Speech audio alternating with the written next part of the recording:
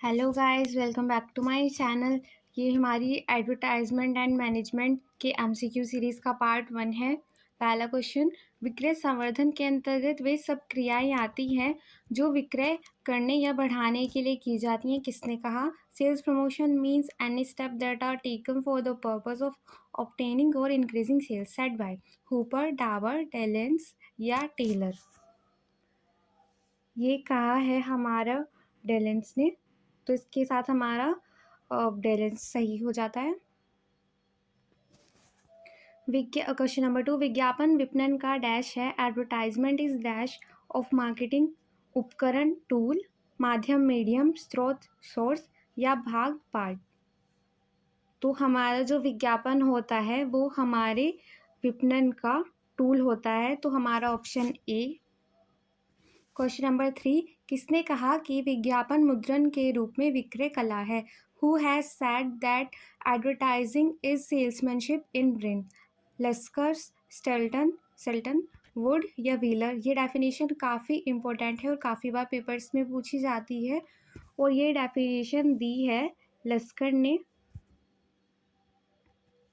Question number 4, विज्ञापन के प्राथमिक कार्य हैं। Primary functions of advertising are विक्रय वृद्धि करना, टू इंक्रीज सेल्स वॉल्यूम, मध्यस्थों को आकर्षित करना, टू परसुएड इंटरमीडिएटर्स, जीवन स्तर में सुधार करना, to raise standard of living, या फिर उपरोक्त सभी। तो जैसे कि आप देख सकते हैं विज्ञापन में क्या होती है, विक्रय में भी वृद्धि होती है, हम अपने मिडलमैन को भी आकर्षित करते हैं और इससे हमारे ग्राहकों के जीवन में सुधार आता है। तो इसमें आंसर होता है हमारा उपरोक्त सभी।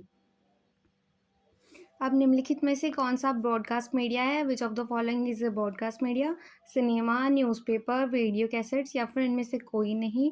तो ब्रॉडकास्ट मीडिया का मतलब है जिसमें हमारे ऑडियंस होते हैं वो एक बहुत बड़ी संख्या में होते हैं, और इसमें हमारा आंसर है अखबार यानी कि न्यूज़पेपर, क्योंकि इन तीनों के कंपैरिजन में हमारी जो सबसे ज़्यादा ऑडियंस होते हैं वो हमारे अखबार के थ्रू अप्रोच किए जाते हैं। तो इसमें आंसर हो जाता है हमारा अखबार। अब इसके बाद आता है हमारा बाह्य मीडिया में सम्मिलित है। Outdoor media includes poster, banners, दीवार लेखन यानी कि वॉल राइटिंग, या ये सभी हमारे जो पोस्टर होते हैं वो भी बाहर लगे रहते हैं, बैनर्स भी बाहर लगे रहते हैं, जो हम दीवारों पे लेखन करवाते हैं हमारा वो भी बाहर होता है। तो हमारे आउटडोर मीडिया के अंतर्गत ये सभी आते हैं। क्वेश्चन नंबर 7, निम्नलिखित में से कौन सा मिथ्या विज्ञापन है? Which of the following is a stunt ad? सदा एक सा समय देने वाली घड़ी 10 रुपये में। Wrist watch gives always same times only in ₹10। 2 के साथ 1 free, buy 2 get 1 free. Vodafone made for you. LIC जीवन के साथ भी और जीवन के बाद भी। तो इसमें आप देख सकते हैं जो हमारा 1 के साथ 2 फ्री है, ऑब्वियसली हम दे सकते हैं। वोडाफोन हमारी कंज्यूमर के लिए बनाया गया है, तो ये भी ठीक है। LIC का जो बेनिफिट होता है वो हमें लाइफ के साथ भी, और अगर हमारी किसी की फैमिली में डेथ हो जाती है तो उसके बाद भी उनको बेनिफिट्स मिलते हैं। पर एक से समय देने वाली घड़ी, क्योंकि कोई भी टाइम ऑब्वियसली बात है सेम नहीं रहता, तो ये हमारा ए ऑप्शन हमारा मिथ्या विज्ञापन कहलाता है, क्योंकि रियलिटी में ऐसा नहीं हो सकता कि हमेशा एक सा समय रहे। इसके बाद क्वेश्चन नंबर 8, अच्छे विक्रेता पैदा नहीं होते बल्कि उचित प्रकार से संगठित एवं निर्देशित विक्रय कार्यक्रम से बनाए जाते हैं। किसने कहा? Good salesman are not born but made by properly organised and directed sales training program. Who said? George R Collins, लॉपेस, BR कैनफील्ड या फिर हेगार्डी? तो ये डेफिनेशन दी है हमारी BR कैनफील्ड ने। ये काफ़ी इम्पोर्टेंट डेफिनेशन है। क्वेश्चन नंबर 9, निम्नलिखित में से कौन सी वित्तीय अभिप्रेरणा है? Which of the following is a financial method of motivating salesman? Promotion, पदोन्नति, बोनस, मान्यता, रिकॉग्नाइजेशन या फिर सहभागिता, पार्टिसिपेशन? तो जैसे कि आप देख सकते हैं जो हमारी पदोन्नति है उसमें हमें कुछ पैसे नहीं मिल रहे, सिर्फ हमारा प्रमोशन हुआ है। उसके बाद मान्यता एक भावनात्मक वे में जा रहा है, सहभागिता भी इसी में। तो हमें पैसे जो क्लियरली हमें कैश दिख रहा है, फाइनेंशियल दिख रहा है, वो है हमारा बोनस, क्योंकि बोनस का मतलब ये है हमारी सैलरी से अलग हमें कुछ दिया जा रहा है।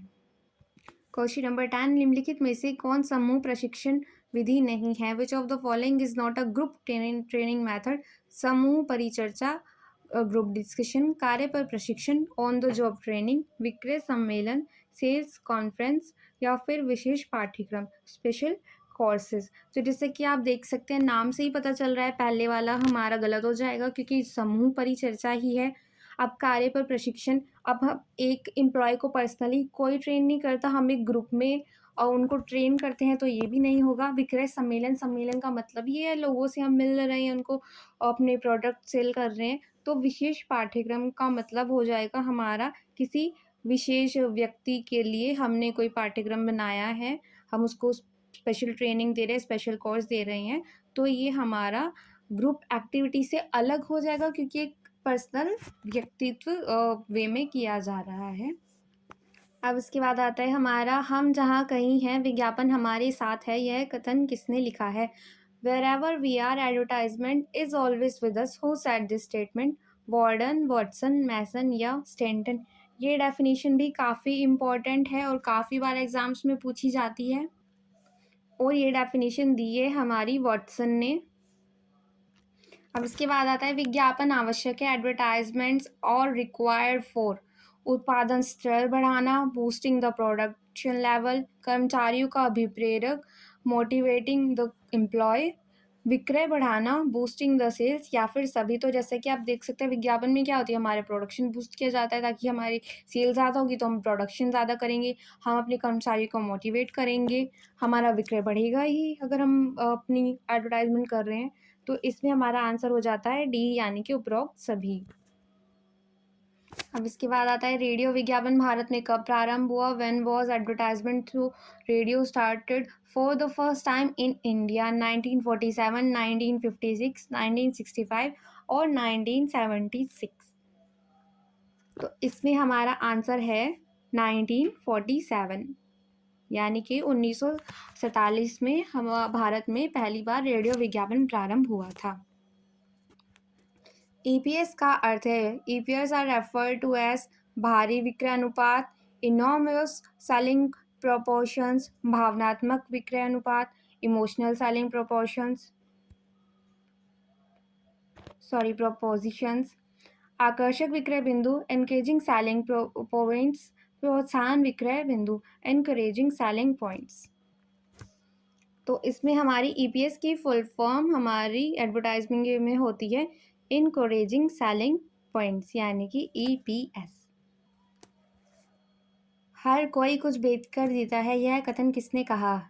Dash is quoted as saying the everyone lives by selling something. Bill Gates, Robert Stevenson, Henry Ford या फिर ऑर्थर मिलर। ये डेफिनेशन काफ़ी इम्पोर्टेंट है और ये डेफिनेशन दी है हमारी रॉबर्ट स्टीवनसन ने, हर कोई कुछ बेचकर जीता है। विज्ञापन का जनक कौन है? Who is known as the father of advertising? David Ogilvy, Benson, Mather या वॉटसन। तो इसमें हमारा आंसर है डेविड ओगलवी। इन्होंने हमारे विज्ञापन की खोज की थी और ये हमारे विज्ञापन के जनक कहलाए जाते हैं। निम्नलिखित में से कौन सा विक्रय प्रक्रिया का भाग नहीं है? Which of the following is not the part of sales process? पूर्व अवधारणा, द प्री अप्रोच, भावी संभावना, प्रोस्पेक्टिंग, नियोजन तथा विक्रय प्रस्तुतिकरण, प्लानिंग द सेल्स प्रेजेंटेशन, विक्रय प्रभावोत्पादकता का मूल्यांकन, इवैल्यूएटिंग सेल्स इफेक्टिवनेस। तो हम क्या करते हैं, अपने कंज्यूमर तक पहुंचने के लिए प्री अप्रोच भी करते हैं, भावी संभावना भी देखते हैं, नियोजन तथा विक्रय प्रस्तुतिकरण भी करते हैं, क्योंकि बिना प्लानिंग के तो हमारा जो विक्रय प्रभाव वो उत्पादकता का मूल्यांकन है ये हमारा विक्रय प्रक्रिया के अंतर्गत नहीं आता है। तो इसमें हमारा जो ऑप्शन हो जाएगा वो हो जाएगा हमारा ऑप्शन डी। अब हमारा विक्रय प्रक्रिया का अंतिम स्तर है, the last stage in the selling process is the dash stage. हमारा दृष्टिकोण, अप्रोच, आपत्ति से निपटना, हैंडलिंग ऑब्जेक्शंस या फिर अंतिम क्लोजिंग या फिर अनुसरण करना। तो हमारे जो अप्रोच है वो हम सबसे पहले करते हैं, फिर अगर हमारे प्रोडक्ट से रिलेटेड कोई आपत्ति आ रही है हमें उसका निपटान भी करना होगा, हमें अपनी क्लोजिंग भी करनी होगी और उसके बाद हम करते हैं अपना फ़ॉलो अप, यानी कि अनुकरण करते हैं, फीडबैक्स लेते हैं, लोगों के रिव्यूज़ लेते हैं। तो हमारा जो अंतिम स्तर है वो है हमारा अनुसरण करना, यानी कि फ़ॉलो अप। तीव्र गति से बढ़ता हुआ विक्रय शक्ति तकनीक उपकरण कौन सा है? The fastest growing sales force technology tool is व्यक्तिगत डेटा मूल्यांकन, personal data assessment, cellphone, internet या लैपटॉप या कंप्यूटर। तो इसके बारे में आप सभी को पता होगा, जो हमारा सबसे तेज़ी से हमारा बढ़ रहा है विक्रय शक्ति तकनीक वो है हमारी इंटरनेट, क्योंकि इंटरनेट का अब आप देख सकते हैं इन्फ्लुएंस बहुत ज़्यादा हो रहा है, यूज़ बहुत ज़्यादा हो रहा है सेल्स में। तो हमारा जो सबसे तेज़ी से बढ़ रहा है वो है हमारा इंटरनेट। इनमें से कौन से प्रवर्तन उपकरण का उद्देश्य कंपनी और जनता में संबंध अच्छा करना है? What is the name of the promotional tool aimed at building good relation with the company and it's public?